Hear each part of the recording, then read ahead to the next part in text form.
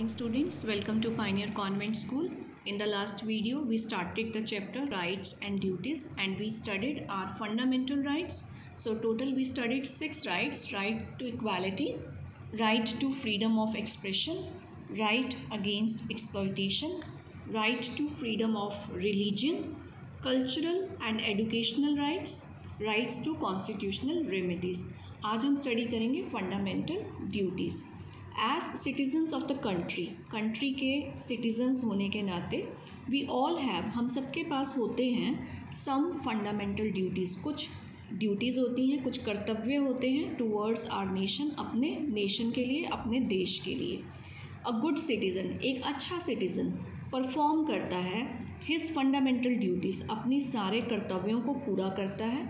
ये जो हमारे कर्तव्य होते हैं या फंडामेंटल ड्यूटीज़ होती हैं, इनमें कौन कौन सी ड्यूटीज़ हैं? These include number 1 a duty to vote for the government formation at state and central level. आपको पता है कि हमारी जो गवर्नमेंट होती है वो 2 लेवल्स पे फॉर्मेशन होता है उसका. एक स्टेट लेवल पे, जैसे कि हमारे हरियाणा के सीएम हैं, अपने डिप्टी सीएम है, हरियाणा का एजुकेशन मिनिस्टर है, सब कुछ होगा. एंड एक सेंट्रल लेवल पे होता है जो सेंटर का एजुकेशन मिनिस्टर, जो पूरे कंट्री के लिए वर्क करता है. जो हरियाणा का एजुकेशन मिनिस्टर है वो हरियाणा की एजुकेशन को देखेंगे. जो सेंट्रल लेवल के होंगे एजुकेशन मिनिस्टर वो पूरे कंट्री की एजुकेशन को देखेंगे. ये just an example.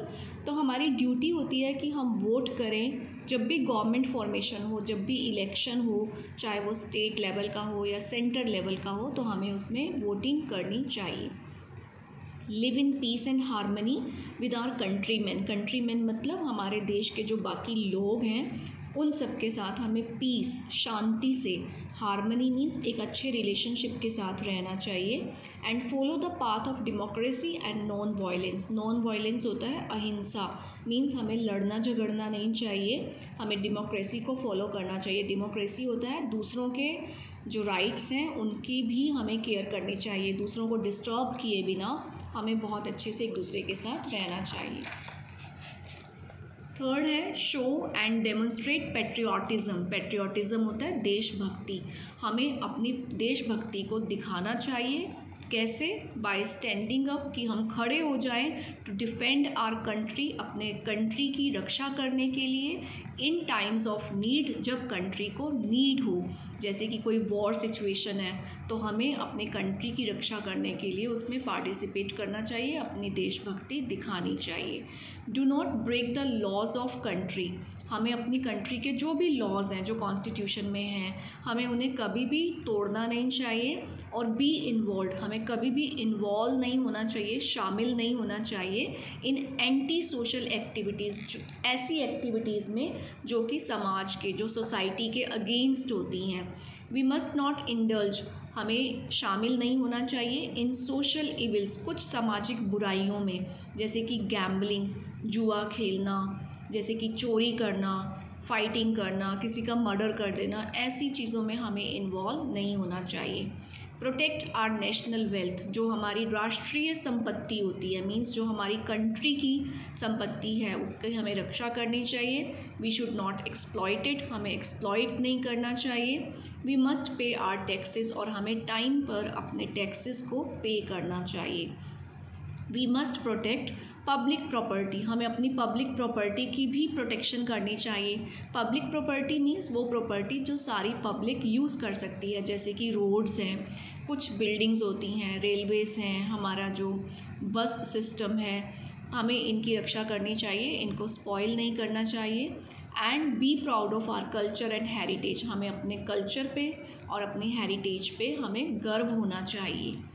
In India children have many rights, बच्चों को भी कुछ अलग से विशेष अधिकार, स्पेशल राइट्स दिए गए हैं. Their most important rights are child labour is prohibited, कि हम छोटे बच्चों से मजदूरी या कोई भी काम नहीं करवा सकते. 14 साल की उम्र से छोटे बच्चों से काम नहीं लिया जा सकता. Number 2 compulsory education is provided, compulsory education दी जाती है सभी बच्चों को between the age of 6 and 14, 6 साल से लेके 14 ईयर तक के सब बच्चों के लिए कंपल्सरी है शिक्षा प्राप्त करना, और फ्री एजुकेशन दी जाती है.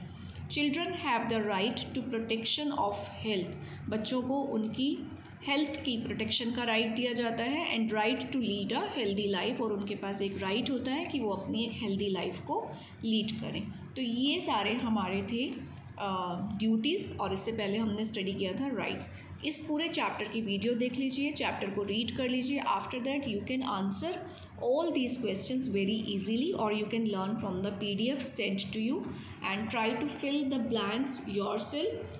and ये सब situations हैं जिन्हें आपने रीड करके ट्रू एंड फॉल्स मेंशन करना है, एंड देन ये चैप्टर फिनिश। आपके ये 2 चैप्टर्स आएंगे, chapter number 2 and chapter number 6 in your unit exam. तो ये दोनों चैप्टर बहुत अच्छे से प्रिपेयर कर लीजिए।